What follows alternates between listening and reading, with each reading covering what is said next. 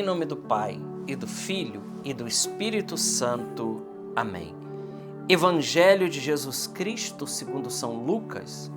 Glória a vós, Senhor. Naquele tempo, Jesus entrou num povoado e certa mulher de nome Marta recebeu em sua casa. Sua irmã, chamada Maria, sentou-se aos pés do Senhor e escutava a sua palavra. Marta, porém, estava ocupada com muitos afazeres. Ela aproximou-se e disse: Senhor, não te importas que minha irmã me deixe sozinha com todo esse serviço? Manda que ela me venha ajudar. O Senhor, porém, lhe respondeu: Marta, Marta, tu te preocupas e anda agitada com muitas coisas, porém uma só coisa é necessária. Maria escolheu a melhor parte e essa não lhe será tirada. Palavra da salvação. Glória a vós, Senhor. Meus irmãos, neste domingo, dia 20 de julho, 16º domingo do tempo comum, nós acabamos de ler aqui o Evangelho de São Lucas, capítulo 10, versículos de 38 a 42. É o Evangelho de Marta e Maria, um evangelho tão conhecido nosso. Nós aqui poderíamos tirar, muitas lições positivas, tanto de Marta quanto de Maria. Embora aqui no texto do Evangelho, porque Marta também é importante, a vida ativa. O que Jesus está criticando aqui e o que Jesus está ensinando aqui é que nós devemos ter uma vida ativa, sim, sem deixar de ter uma vida contemplativa. Olha, então o que o Senhor está nos dizendo aqui? Aquele maravilhoso livro, A Alma de Todo o Apostolado, que livro maravilhoso, que eu recomendo para que vocês leiam esse livro, que é uma joia, é uma preciosidade. Vai dizer que o segredo do apostolado, o segredo do discipulado, está em uma coisinha chamada vida interior. Vida interior. E é isso que Jesus está dizendo. O que Marta estava fazendo é aquilo que muitos de nós, muitas vezes fazemos. Fazemos muito retiro. Eu estou dizendo para aqueles que organizam, para aqueles que fazem, para aqueles que trabalham. Vamos falar primeiro do grupo que trabalha. Aqueles que estão lá servindo na messe do Senhor. Nós corremos um risco, meu irmão, minha irmã, nós corremos um risco tremendo de cair em algo chamado ativismo. Trabalhar, trabalhar, trabalhar, trabalhar e não rezar. Não estar com o Senhor. Não ouvir o Senhor. Nós corremos um risco muito grande.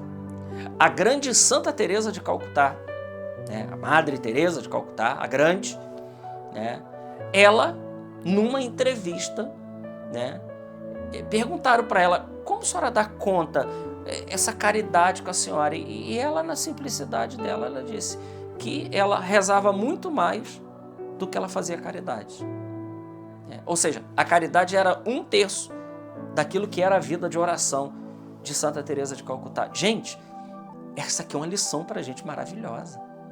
Então veja, o Senhor aqui, Ele não está dizendo, e os padres da igreja não está dizendo para nós que nós não devemos ter uma vida ativa, que nós não devemos botar a mão na massa e trabalhar e fazer as coisas. Não é isso que o Senhor está dizendo.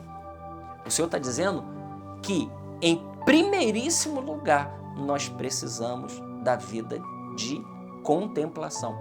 Nós precisamos trabalhar a nossa vida interior. E o autor do livro, A Alma de Todo Apostolado, ele diz isso com toda clareza, que o segredo do sucesso da missão é a vida de oração. Por isso, nenhuma empreitada, nenhum empreendimento que a gente vai fazer sem oração é algo vazio. Porque não tem escuta de Deus, não tem direção de Deus, então o humano está trabalhando a todo vapor.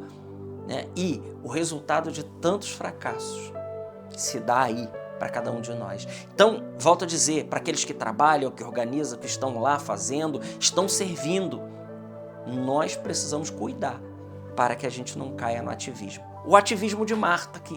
Jesus não está criticando Marta, dizendo: Marta, Marta, tu te inquietas com tanta coisa. Uma coisa só é importante: Maria escolheu a melhor parte. Por quê? Porque aquela hora era a hora de parar tudo. Meu irmão, minha irmã, existe um momento que é a hora de parar para ouvir o Senhor. O que Maria estava fazendo? Maria estava aos pés do Senhor, ouvindo Jesus. E por isso é um apostolado frutuoso quando nós paramos para ouvir o Senhor. Então, fica esse alerta para cada um de nós. Mas para aqueles que estão também, né, não só os que estão a serviço, mas aqueles que estão sendo chamados a estarem com o Senhor, quantas vezes nós precisamos? O Senhor está nos chamando claramente ao recolhimento, porque o autor do livro da Alma de Todo Apostolado, ele diz, né, que também não dá para ter vida interior sem recolhimento, né? E quão difícil nos dias de hoje é se recolher para rezar, né? É estar a sós com o Senhor. E veja, aqui não se trata de quantidade de tempo, mas se trata de qualidade da oração, se trata de qualidade que a gente dedica para Deus, que a gente gasta o nosso tempo, né? A gente quer fazer muito mais e rezar muito menos, é o contrário. Nós temos que rezar muito para depois fazer, né? Uma vez que a gente reza, a gente ouve o Senhor, a gente está aos pés do Senhor. E meu irmão, minha irmã, na realidade, quando a gente sai para a missão e para o apostolado, nós mesmos não fazemos nada, ou quase nada, né? Nós emprestamos nosso corpo, as nossas mãos, os nossos pés, mas o trabalho é todo do Senhor. Nós colaboramos com o mínimo, né? E quando a gente faz ao contrário, a gente se cansa, se desgasta, porque a gente coloca 99% para a gente fazer e deixa 1% para Deus. Porque não houve oração, não houve vida de intimidade, não houve vida interior, vida espiritual. E veja, para a gente ter essa vida interior, essa vida de discipulado como de Maria, que estava aos pés do Senhor, e Jesus diz que essa é a melhor parte. Ou seja, então é aqui que a gente tem que gastar mais tempo. Jesus está dizendo as coisas claras para nós. Ele não está criticando o trabalho. E veja, a regra de São Bento diz o quê? Ora et labora. Trabalha e reza. É possível fazer isso, mas nós precisamos, em primeiríssimo lugar, dedicar tempo à vida interior. Dedicar tempo à oração, ao silêncio. Quão difícil é fazer silêncio nos dias de hoje. Quão difícil é fazer silêncio. Barulho do mundo está dentro de nós. Nós estamos com uma rave tocando dentro de nós e por isso fica difícil ouvir o Senhor. Por isso fica muito difícil ouvir o Senhor. Meu irmão, minha irmã, esse evangelho de hoje é uma pérola para cada um de nós. Jesus está nos chamando para a melhor parte. Ele está nos ensinando o caminho do sucesso no apostolado, se é que a gente pode usar essa palavra. É vida interior, é vida com o Senhor, vida de escuta da palavra de Deus, vida de oração. E veja, quando eu falo de oração aqui, eu falo nos critérios de Santa Teresa d'Ávila. Oração para Teresa é fechar a porta do teu quarto, né, e rezar ao teu Pai que ouve onde você está oculto. Essa é a oração para Teresa. Eu não falo das orações públicas, nem estou falando do terço, nem estou falando...